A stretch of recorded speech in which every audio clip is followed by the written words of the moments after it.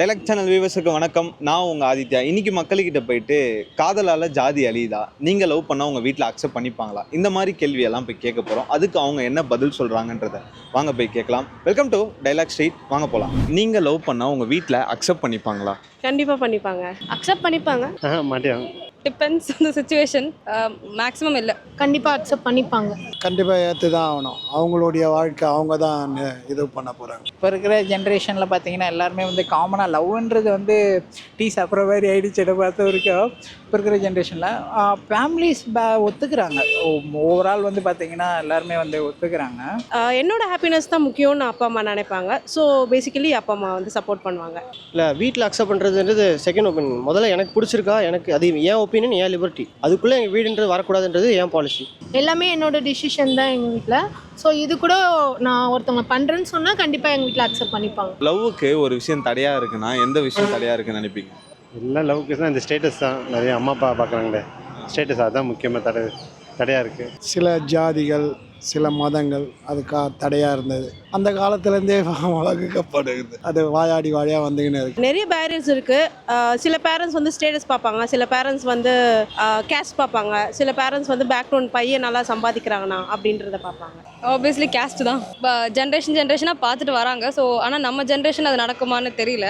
ஏன்னா எல்லாருமே இல்லைன்றாங்க. லவ்வுக்கு தடையாக இருக்குதுன்னா இந்த சொசைட்டிலாம் பார்த்தா நிறைய விஷயங்கள் இருக்குது. அதில் ஜாதியும் ஒரு ஆஸ்பெக்டாக சொல்கிறோம். ஆஸ்பெக்டாக சொசைட்டியில் கன்ஸ்ட்ரக்ட் பண்ணப்பட்டிருக்கு. பட் ஆனால் ஒரு ஹியூமன் பீயிங்காக இல்லை நீங்கள் ஒரு பர்சனாக லவ் பண்ண போகிறீங்க அப்படின்னா அதை நீங்கள் பார்க்கக்கூடாது. பேரண்ட்ஸ் பிரச்சனை, அதுக்கப்புறம் அவங்க ஈகோ, அதுக்கப்புறம் சொல்ல போனால் அந்த ஸ்டேட்டஸ், இந்த 3 விஷயம் தான் ப்ரோ. இந்த 3 விஷயத்தை மொத்தமாக அடிச்சிட்டோம்னா லவ்ன்ற கான்செப்ட் வந்து லைக் ஒரு அரேஞ்ச் மேரேஜ் மாதிரி போய் முடிஞ்சிருமே. கேஸ்ட் தான் ப்ளஸ் வந்து மணி. அப்புறம் சொசைட்டியில் அவங்களுக்கு வந்து இப்போ அவங்க வந்து பெரிய லெவலில் இருக்கணும், நல்லா ஒர்க் பண்ணணும், அந்த மாதிரி பேஸ் வச்சு தான் லவ் வந்து இது பண்ணுறாங்களே. ஆப்வியஸ்லி கேஸ்ட்டு சொல்லுவாங்க.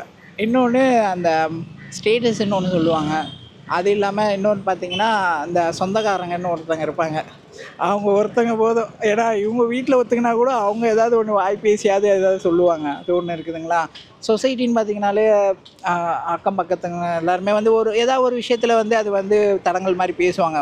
இப்போ பொதுவாக ஒரு கல்யாணத்துக்கு போகும்போதும் சரி, ஏதாவது ஒரு ஃபங்க்ஷனுக்கு போகும்போதும் சரி, அந்த மாதிரி இடத்துல வந்து ஒதுக்குற மாதிரி ஃபீல் ஆகும். அதே மாதிரி கேஸ்ட் விஷயத்துலேயும் பார்த்து பண்ணுறாங்களா. இப்போ இருக்கிற மேரேஜில் பார்த்தீங்கன்னாலும் இந்த கேஸ்ட்டில் இருக்கிறவங்க தான் இவங்க தான் பண்ணி கல்யாணம் பண்ணோன்ற மாதிரி இருக்குது. அந்த மாதிரி தான் சுச்சுவேஷன் போய்கிட்டு இருக்குது எப்போவுமே அப்பத்துலேருந்து இப்போ வரைக்கும்.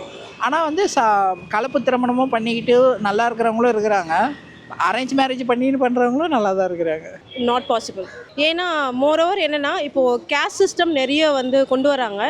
எந்த ஒரு ஏரியாவுக்கு போனாலுமே நம்ம ஸ்ட்ரீட்ஸ்லாம் பார்த்தாலுமே கேஸ்ட் தான். வன்னியர் தெரு, திராவிடன் தெரு, அந்த மாதிரி தான் இருக்குது. ஸோ வந்து லவ் இருக்கும், கேஸ்ட்டும் இருக்கும், ரெண்டுமே இருக்க தான் செய்யும். இதனால இதுவும் அழியாது, அதனால அதுவும் அழியாது. அதனால ஜாதி அழிதான்னு கேட்டால் சர்டன் ஒரு சர்டன் ரேஷியோக்கு சொல்லிக்கலாம். ஜாதி பார்த்து காதல் பண்ணுறவங்களும் இருக்காங்கல்ல, அவர் மினிமம் ஆஸ்பெக்டில் இருப்பாங்க. ஸோ அதனால் அழிதான்னு கேட்டால் ஒரு சர்டன் எக்ஸ்டென்ட்டுக்கு இருக்குது. கண்டிப்பாக. ஏன்னா வந்து இவங்க வந்து ஒரு கேஸ்ட் இருப்பாங்க, பொண்ணு ஒரு கேஸ்ட் இருப்பாங்க, பையன் ஒரு கேஸ்ட் இருப்பாங்க. ஸோ அது ரெண்டும் இதுவாகும்போது அந்த இடத்துல வந்து எப்படி சொல்கிறது, ஒருத்தவங்க முஸ்லீமாக இருக்கலாம், ஒருத்தவங்க கிறிஸ்டினாக இருக்கலாம். அவங்களுக்குள்ள ஒரு அண்டர்ஸ்டாண்டிங் வந்து கிறிஸ்டினும் நம்ம சாமியாக கும்பிடலாம், முஸ்லீமும் நம்ம கும்பிடலான்றப்போ அந்த இடத்துல வந்து அந்த கேஸ்ட் வந்து பெரிய இதுவாக இல்லாமல் அந்த லவ் தான் அங்கே இம்பார்ட்டன்ட் ரோலாக இருக்கும். ஸோ அதனால் காதல்னால கலப்பு திருமணம்னால கண்டிப்பாக வந்து பார்த்திங்கன்னா கேஸ்ட் வந்து அழிய தான் செய்யும். ஜாதி மதம் கலப்பு திருமணம் பண்ணும்போது வந்து அது மிக்சடாக தான் ஆகிடுது. அங்கே ஜாதி மதம்ன்றதுக்கு பேச்சுன்றதை விட அவங்க வந்து இப்போது அவங்க கோயிலுக்கு போகிறாங்க, இவங்க கிறிஸ்டினாக இருக்கிறாங்கன்றப்போ வந்து அவங்க இது 2 பேருமே வந்து சமமாக வந்தால் பார்ப்பாங்களே தவிர அழியுதுன்னு சொல்ல முடியாது. இப்போது வந்து என் ஃப்ரெண்டு வீட்டில் பார்த்திங்கன்னா அவங்க அப்பா அம்மா வந்து லவ் மேரேஜ் தான். அவங்க வந்து அம்மா வந்து கிறிஸ்டின், அப்பா வந்து இந்து தான். ஆனால் வந்து அவங்க வீட்டில் இப்போது இந்து ஃபங்க்ஷன் வருமா அதுவும் பண்ணுவாங்க. கிறிஸ்மஸ் வரும்போது அவங்களும் அந்த ட்ரீ பண்ணி 2மே தான் பண்ணுறாங்க. அதனால் வந்து ஜாதி மதம் அழியுதுன்ற மாதிரிலாம் எனக்கு தெரியல.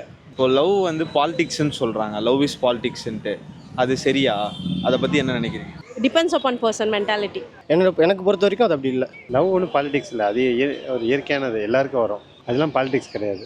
அது எல்லாரும் ஒரு ஆண் இன்னொரு பெண் மேலே வர்றது, அது நேச்சர். அதெல்லாம் அரசியலும் கிடையாது, ஒன்றும் கிடையாது. எல்லாம் சும்மா அதெல்லாம் பைத்தியக்காரத்தனம். காதல்ங்கிறது வந்து ஒருத்தருக்கு ஒருத்தர் பிடிச்சி போகிற சமாச்சாரம்.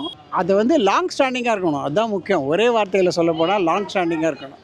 அவ்வளோதான் காதல்ங்கிறது, வேறு ஒன்றும் கிடையாது. ஒருத்தருக்கு ஒருத்தர் பிடிச்சி போகிற சமாச்சாரம், அதுக்கு மேலே ஒன்றும் கிடையாது சொல்கிறதுக்கு. In our society, everything is connected to politics. If my parents don't like the girl because of her, என்ன சொல்கிறேன், ஜாதி மதம் அந்த மாதிரி தான். நம்ம மக்கள்கிட்ட கருத்து கேட்ட வரைக்கும் எல்லாரும் அவங்கவுங்களோட கருத்தை நம்ம கிட்ட சொல்லியிருக்காங்க. இதை பற்றி நீங்கள் என்ன நினைக்கிறீங்கன்றதை கீழே கமெண்ட்டில் சொல்லுங்கள். இதே மாதிரி நெக்ஸ்ட் டைலாக் சைடில் உங்களை பார்க்குறேன். பாய்.